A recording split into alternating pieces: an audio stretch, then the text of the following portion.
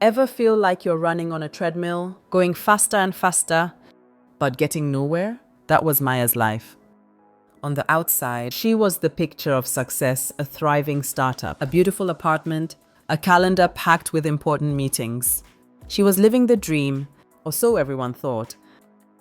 But inside, Moyo felt a growing emptiness. She was constantly exhausted, irritable, and felt completely disconnected from the very life she had built. One Monday morning, it all came to a head.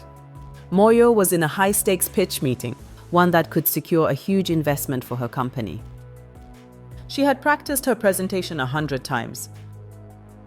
But as she stood up to speak, her mind went blank. The words wouldn't come. Panic set in. She stammered, lost her place, and ended the meeting in a blur of apologies. It was a disaster. That evening, sitting alone in her office, surrounded by awards she couldn't even feel proud of, Moya finally broke down. She realized she didn't even know who she was anymore. She was just a collection of titles. CEO, founder, boss. But where was Maya? This painful moment became her turning point.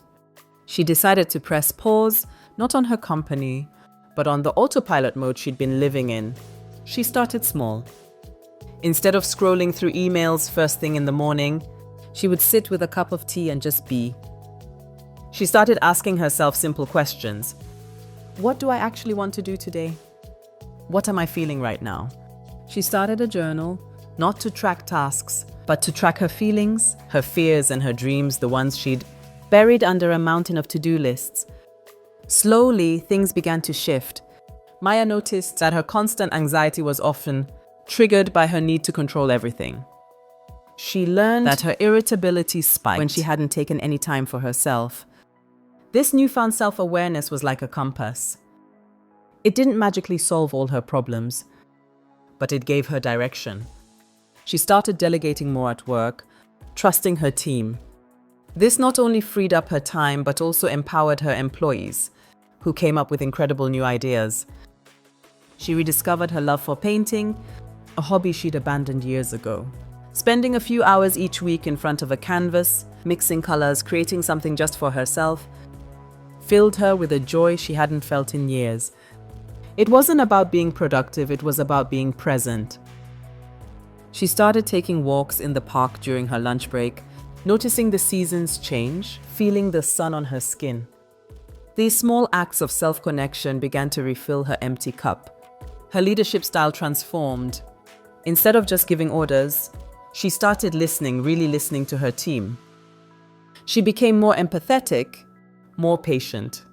Her company didn't just survive, it thrived. Her team was more creative and motivated than ever before. Maya learned that true success wasn't about the next big win or another round of funding. It was about building a life and a business that felt authentic and fulfilling. Maya's story is a powerful reminder that the most important relationship we lines ever have is the one with ourselves. Self-awareness isn't a one-time fix, it's a daily practice. It's about checking in with yourself, understanding your needs, and honoring them. It's the foundation upon which a truly successful and happy life is built.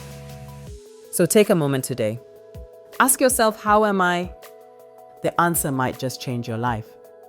Thanks for watching, and don't forget to subscribe for more stories like this.